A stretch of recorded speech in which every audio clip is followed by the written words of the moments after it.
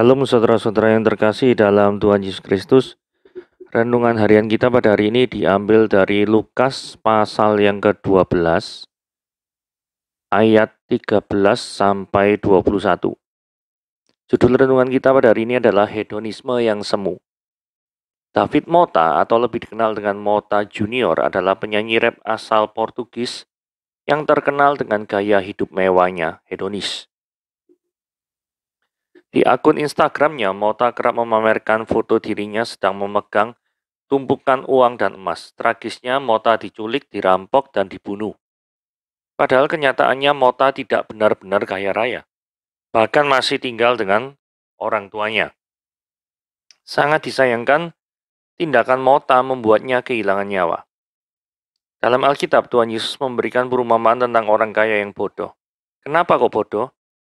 Bukan karena dia kaya atau dia berjuang untuk menjadi kaya, tetapi bodoh karena hidupnya hanya mengejar kekayaan yang membuatnya tidak pernah puas dan tidak lagi mempedulikan yang lain.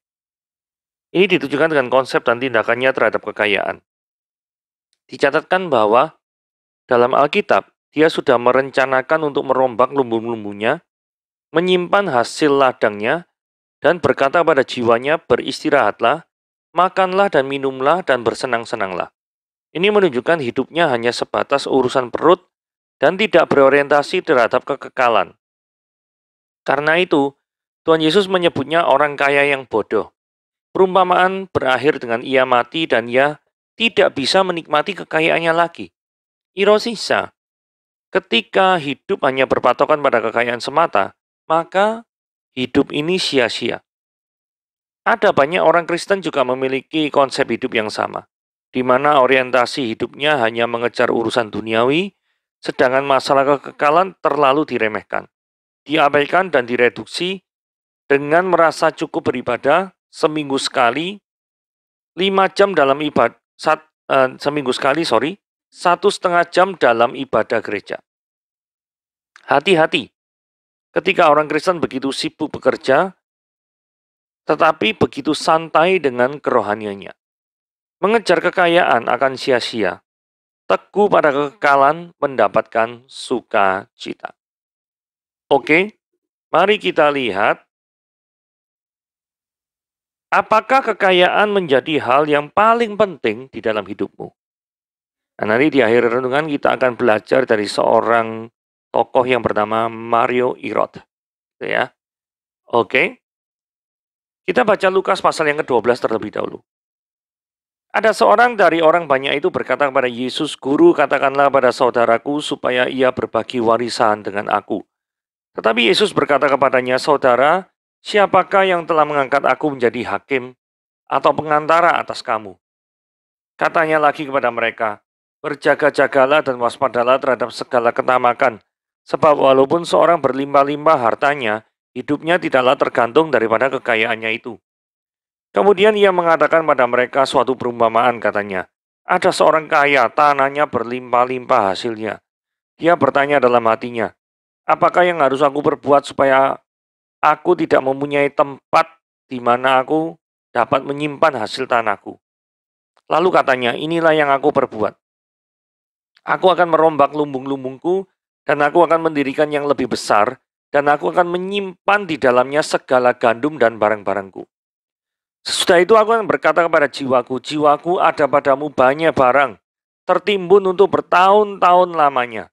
Beristirahatlah, makanlah, minumlah, dan bersenang-senanglah." Tetapi firman Allah kepadanya, "Hai engkau orang bodoh, pada malam ini juga jiwamu akan diambil daripadamu, dan apa yang telah kau sediakan untuk siapakah itu nanti?" Demikianlah jadinya dengan orang yang mengumpulkan harta bagi dirinya sendiri, jikalau dia tidak kaya di hadapan Allah. Uang masalah sejuta umat. Ya. Nah, ayat 13 dikatakan, orang ini datang kepada Yesus, tujuannya untuk menjadikan Yesus sebagai orang yang membagi ahli waris. Orang yang membagi warisan maksudnya. Gitu ya. Nah, bagi orang ini pembagian warisan itu sangat penting. Ya.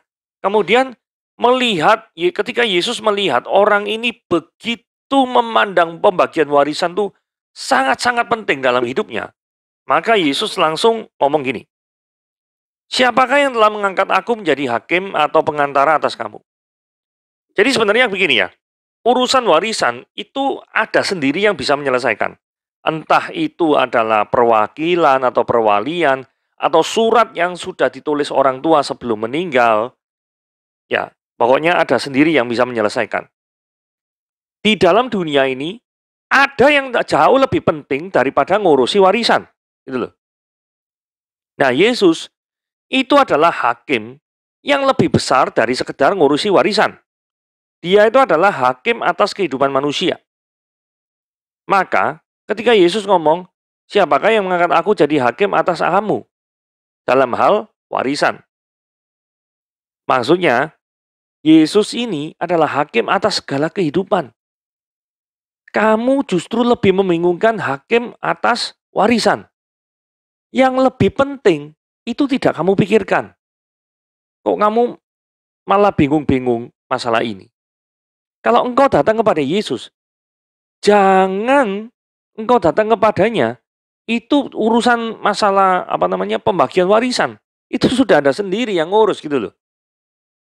Nah, dari sini pesan implisitnya adalah berhati-hatilah ketika manusia dalam dunia ini hanya fokus urusannya kepada uang, uang, uang, dan uang. Nah ini, ayat 15. Berjaga-jagalah dan waspadalah terhadap segala kenampakan.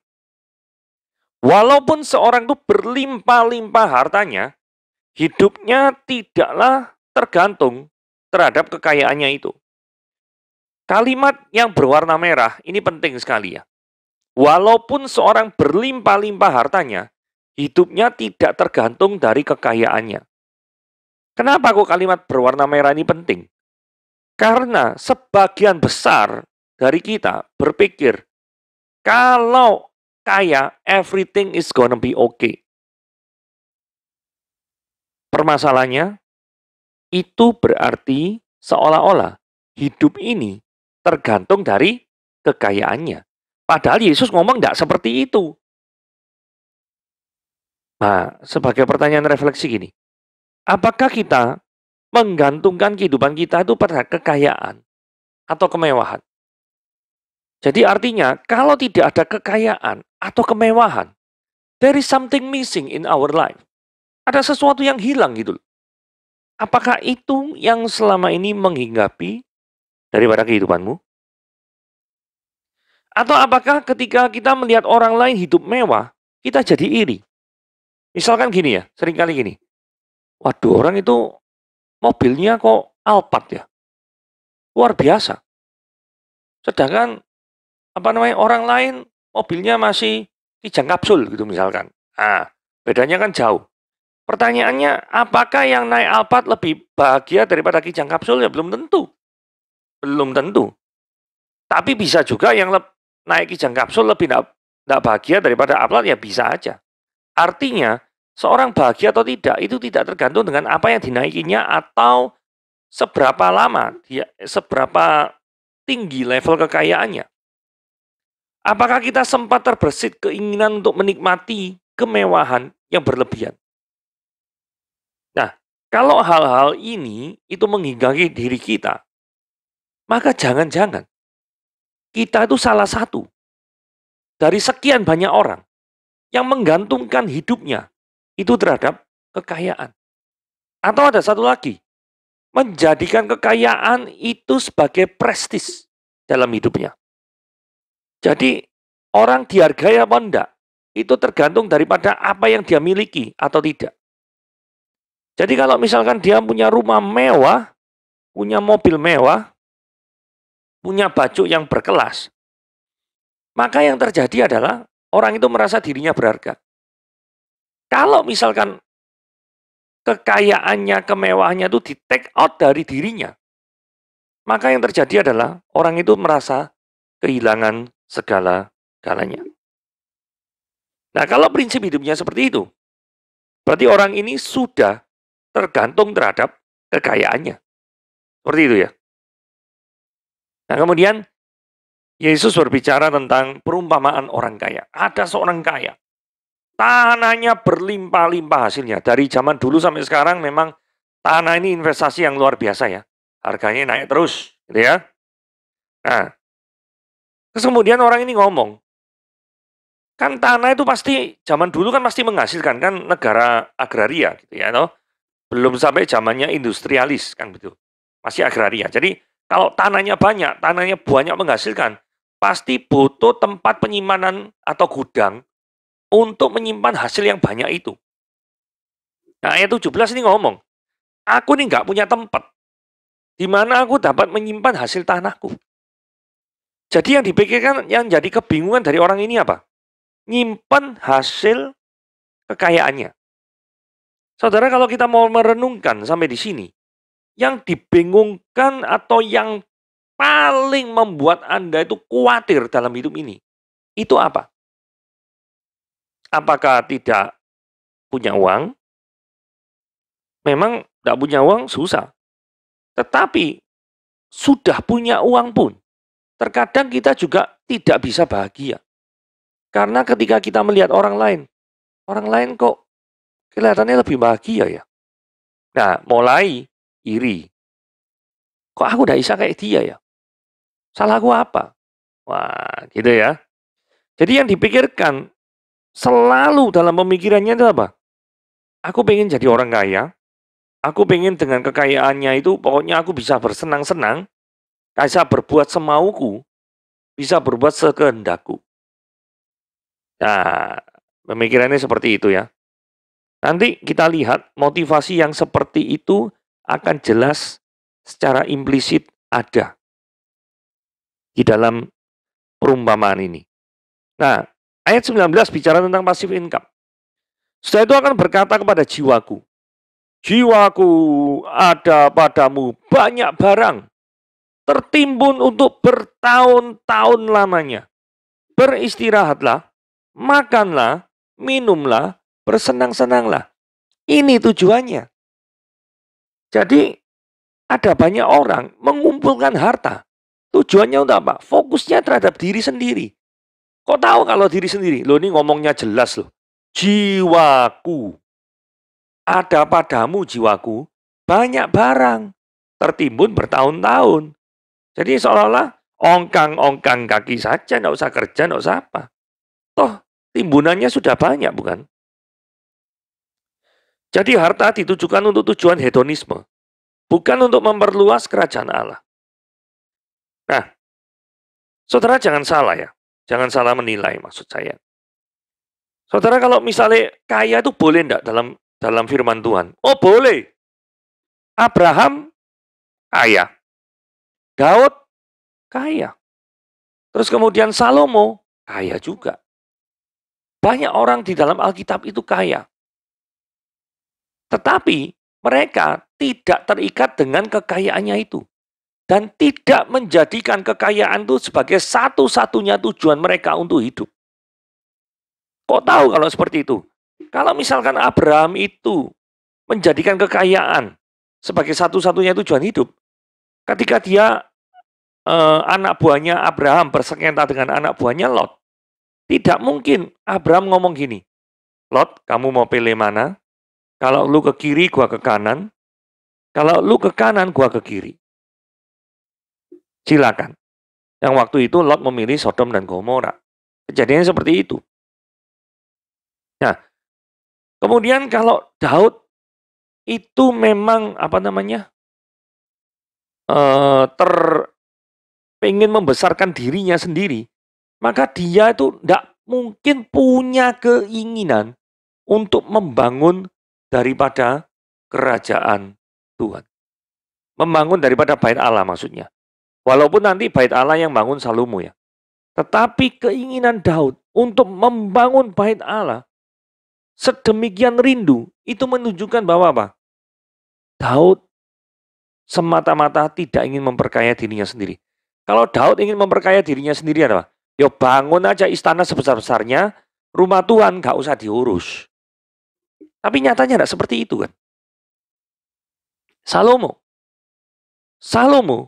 pada waktu pertama kali jadi raja, dia ditanya, mau minta apa? Salomo minta harta? Enggak. Salomo minta hikmat untuk dapat membedakan mana yang benar dan mana yang salah. Jadi saudara, sebenarnya kekayaan dalam Alkitab itu tidak apa-apa, sah-sah saja. Kekayaan pada dirinya sendiri tidak salah. Tapi menjadi salah kalau motivasi kita mengejar kekayaan itu adalah memperkaya diri sendiri. Yang membedakan adalah motivasinya. Saudara, paling gampang ginilah. Ada orang nyanyi, sama-sama memuji Tuhan. Song leader A, song leader B. Lagunya sama, pemusiknya sama, tapi satu diterima Tuhan, satu enggak. Kenapa? Karena satu menyanyikannya itu dengan hati yang tulus. Dengan hati yang memang benar-benar, Tuhan, aku mengasihimu. Tapi yang satu tujuannya untuk pamer. Saudara lihat sini ya. Apakah menyanyi itu salah? Enggak. Menyanyi pada dirinya sendiri tidak salah. Tetapi yang membuat menyanyi itu salah adalah motivasi di balik nyanyian itu apa? Di balik motivasi, di balik sang penyanyi itu apa? Itu yang menentukan dia salah atau benar. Sama dengan kekayaan. Motivasi daripada memiliki kekayaan itu apa? Kalau misalkan saudara pengen passive income dengan tujuannya untuk seperti ini, ya supaya nggak usah kerja lagi, pokoknya bisa istirahat, happy-happy, seneng-seneng, mau beli apapun bisa. Saudara dipandang bersalah di hadapan Tuhan. Tapi kalau memang benar bahwa saudara itu pengen kaya, karena memang itu adalah sense of business itu ada dalam diri Anda. Dengan sense of business itu Anda bisa menciptakan pekerjaan untuk orang lain. Kan tidak mungkin dong Anda mendirikan perusahaan tanpa adanya orang-orang yang membantu Anda, kan tidak mungkin. Terus kemudian Anda bercita-cita, saya memiliki sense of business. Saya bisa menangkap peluang. Saya ingin buka usaha ini. Tapi saya butuh orang lain juga. Saya ingin memperkerjakan orang lain. Saya ingin meningkatkan taraf hidup daripada orang lain. Nah, kalau Anda berpikiran seperti itu, membuka banyak lapangan kerja untuk orang lain, supaya meningkatkan kesejahteraan orang lain. Apakah itu salah? Tidak, bukan. Apakah itu bisa membuat Anda kaya? Bisa. Tetap bisa. Tapi apakah kekayaan menjadi satu-satunya tujuan Anda melakukan itu? Tidak, bukan. Nah, dari sini kita lihat ya. Kalau passive income yang tidak bertujuan untuk glorify our Lord, maka passive income itu tak sesuai dengan kehendak Tuhan. Atau Anda punya cita-cita dengan keuntungan perusahaan sekian, maka saya bercita-cita membangun gereja. Saya bercita-cita memberi kepada hamba Tuhan yang kekurangan di pedesaan. Saya bercita-cita untuk terjun dalam pelayanan misi. Karena ada banyak orang yang tidak atau belum mendengarkan firman Tuhan di daerah pedalaman yang membutuhkan uang. Dan uang itu perlu kegiatan itu perlu sumber dana. Dan sumber dana ini dari perusahaan saya misalkan. Nah, saudara kalau memiliki pemikiran yang seperti itu, menjadikan kerajaan Tuhan itu lebih dari segalanya, itu adalah tujuannya, maka Anda tidak dipersalahkan dengan kekayaan Anda. Permasalahannya, kalau kita survei, ada berapa banyak orang yang pengen kaya, tetapi tujuan daripada kekayaan itu adalah memuliakan nama Tuhan. Bukan untuk self-esteem. Bukan untuk penilaian diri sendiri atau kemegahan diri sendiri. Ada berapa banyak yang seperti itu? Atau mungkin Anda tidak terlalu peduli dengan hasil survei itu. Anda sendiri filosofinya seperti apa dalam mengejar kekayaan. Oke, kita lihat ayat 20 ya. Tetapi firman Allah kepadanya, hai engkau orang yang bodoh, pada malam ini juga jiwamu akan diambil daripadamu, dan apa yang telah kau sediakan untuk siapakah nanti. Nah, jadi ada orang yang tidak dipikirkan orang ini adalah kehidupan setelah kematian. Jadi topik kehidupan setelah kematian itu tidak pernah dipikirkan. Yang dipikirkan orang ini adalah gudang baru untuk hasil lahannya yang berlimpah-limpah itu. Jadi yang paling penting, Yesus nyindir ya, yang paling penting itu justru kamu nggak pikirkan gitu loh. Yang paling penting itu apa? life after death, kehidupan setelah kematian. Karena gini, hidup di dunia ini untuk sementara. Tapi kehidupan setelah kematian itu sifatnya kekal. Nah, kalau terhadap sesuatu yang sifatnya kekal sama kehidupan yang sementara, lebih penting mana? Pasti kekal loh ya. Paling gampang gini lah. Sesuatu yang berefek 5 tahun dengan sesuatu yang berefek sampai 9 puluhan tahun, 20 tahun misalkan. Anda lebih mikir mana? Pasti yang 20 tahun kan? Karena kalau Anda misalkan salah dalam mengambil keputusan, sesuatu yang memberikan efek 20 tahun, maka Anda akan menderita selama-lamanya selama 20 tahun itu. Tapi kalau Anda salah terhadap pengambilan keputusan yang 5 tahun, Anda hanya menderita cuma 5 tahun, misalkan seperti itu. Jadi sesuatu yang memang memiliki akibat durasi yang lebih lama, itu seharusnya lebih penting. Nah ini, dunia ini sementara, yang satunya kekal. Ya Anda bisa menilai sendiri yang lebih penting yang mana. Jadi fokus ini adalah, orang ini adalah sangat pendek, yaitu kehidupan sekarang, bukan afterlife. Tapi di hadapan Yesus, justru yang lebih penting itu adalah kehidupan afterlife. Nah, saya di akhir renungan ini saya memberikan cerita tentang seorang tokoh yang bernama Mario Irot, gitu ya. Mario Irot ini adalah seorang pemotor, gitu ya. Dia itu dari kelahiran Manado, umurnya masih 27 tahun, masih muda. Nah, jadi dia itu punya misi keliling dunia, menjelajahi alam dan budaya di setiap negara yang kami kunjungi dan mempromosikan pariwisata Indonesia. Bahwa Indonesia bukan cuma Jakarta dan Bali saja. Nah ini Mario Irot saat dihubungi sama BBC Indonesia. Kenapa kehidupan Mario Irot ini menjadikan contoh daripada topik kita tentang orang yang hedonis, yang kekayaan? Karena di dalam dunia traveling, ada orang yang ketika berjalan-jalan, itu sungguhan memamerkan daripada kekayaannya.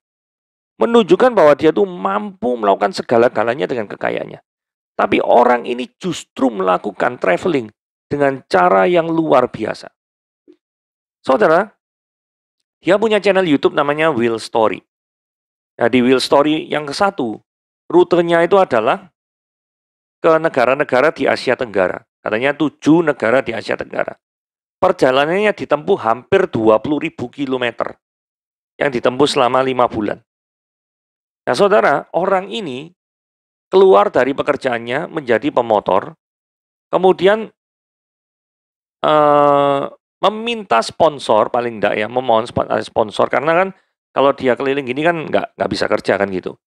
Nah, ditolak oleh 20 perusahaan, ditolak semuanya. Karena mereka tidak percaya bahwa dia memiliki kemampuan untuk keliling dunia dengan pakai motor. Tapi yang terjadi adalah dia mampu mewujudkannya dengan biaya sendiri di Will Story 1. Gitu ya. Nah, kemudian berikutnya di Will Story 2, dia keliling di Indonesia bagian timur. Ketika ditanya, kenapa kok enggak ke luar negeri dulu? Karena kita ingin mengeksplor Indonesia supaya orang-orang lain ketika bertanya tentang Indonesia, maka dia bisa bercerita lebih banyak lagi. Perjalanan kali ini lebih sedikit, yaitu cuma 8.000 km. Kalau perjalanan pertama kan 20.000 km. Nah, Will Story yang ketiga ini menarik. Dia pergi dari Paris Van Java. Tahu ya, Paris Van Java itu mana ya? Paris Van Java itu Bandung. Terus kemudian menuju Paris beneran ya. Ke Paris, Perancis. Pakai motor. Jumlah yang dilewatinya itu ada 25.000 km. Melalui daripada 16 negara. Dan yang hebat daripada orang ini adalah orang yang bekerja dalam dunia pariwisata awalnya. Kemudian dia belajar teknik editing sendiri dan autodidak. Dan dia membagikan bagaimana caranya dia ngambil video, terus bagaimana caranya dia itu editing, ngambil sound gimana. Jadi dia itu adalah pribadi yang rela mau berbagi kepada orang lain. Dan pribadi ini sangat menginspirasi orang lain juga ya. Tidak pelit ilmu. Karena kalau saudara lihat ya, sebenarnya video-videonya, mulai Will Story ke-3 kalau nggak salah, 3 atau 4 ya. Ini sudah kualitasnya sudah sangat bagus, ya. Sangat bagus. Yang kamera dia ini cuma satu orang ya. Jadi dia ini pergi dengan orang yang namanya Lilis gitu ya. Jadi yang syuting itu cuma satu. Dan ini bukan orang dari perfilman loh. Bukan orang dari TV-TV swasta Indonesia, bukan juga. Gitu ya. Tapi dapat menghasilkan video yang bagus. Orang ini mau berbagi. Story kelima. Wah, ini keempatnya nggak ada ya.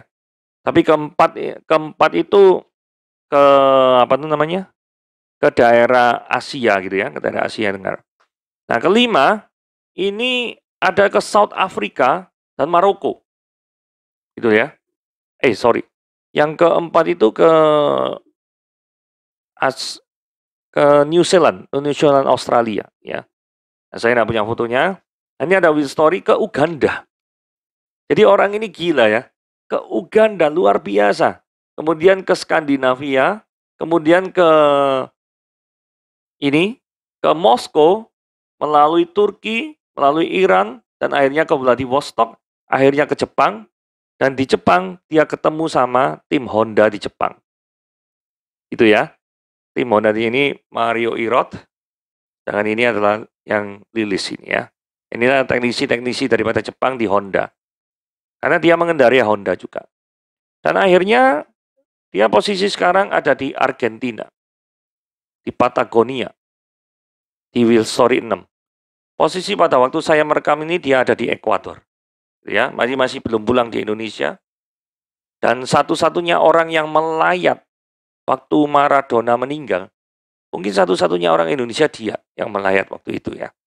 Karena dia perjalanan ini sudah bertahun-tahun ini ya. 1 tahunan mungkin, 1 tahunan. Oke, dari sini kita belajar ya. Seorang yang ditolak banyak perusahaan. Tapi sekarang, sampai detik ini, dia disponsori oleh Oli Castrol, sama ada perusahaan tolak angin yang memsponsori dia untuk perjalanan-perjalanannya. Intinya dari suatu yang keinginan yang gigih, yang tidak berfokus pada diri ya, tapi ingin berfokus pada mempromosikan pariwisata Indonesia di tengah mancanegara. Nah, ini ada, dan dia punya kepribadian yang mau berbagi kepada orang lain, men-sharingkan daripada ilmunya, kemudian selalu mengajari daripada orang-orang. Oh, ternyata motor ini ada pasportnya, ada visanya. Dan dia juga menceritakan kesulitan-kesulitan di negara-negara seperti Afrika, yang terpaksa ya beli bensin tidak pada tempatnya karena terlalu long road, tidak ada pom bensinnya gitu ya. Sampai seperti itu. Ke rumah penduduk, kadang ketok-ketok beli bensin di rumahnya penduduk, seperti itu. Jadi perjalanan yang luar biasa. Ketika ditanya, pernah enggak kesulitan keuangan? Karena tema kita pada ini kan juga membahas tentang uang-uang gitu ya. Dia jawab pernah. Pernah. Seperti apa? Nah, dia kan ditransferi dalam bentuk rupiah. Sedangkan di luar negeri pasti konversikan ke dolar. Dan ketika dolarnya itu naik, maka yang terjadi adalah nilai rupiahnya kan jadi tergerus gitu ya, kan tergerus. Nah, terus apa yang dilakukan? Tahu apa? Dia jawab apa? Di dalam sepeda motornya itu ternyata dia tuh bawa kemah. Artinya dia pangkas biaya penginapan dan dia rela tidur berkemah. Seperti itu. Jadi benar-benar pejuangnya sejati, cinta akan tanda dunia traveling, dan orang yang cinta akan pekerjaannya, dia akan berjuang sekuat tenaga untuk mensukseskan daripada misinya. Oke? Jadi orang ini menginspirasi, memiliki nilai-nilai hidup yang bagus, gitu ya toh. Kemudian punya karakter juga untuk men-sharingkan ilmunya pada orang lain, tidak pelit, beda sekali dengan orang kaya itu yang pikirannya adalah saya, dan saya terus. Oke? Itulah kita belajar dari seorang yang bernama Mario Irot. Semoga dengan cerita-cerita seperti ini dan eksposisi daripada firman Tuhan tadi menyegarkan kita. Tuhan Yesus memberkati.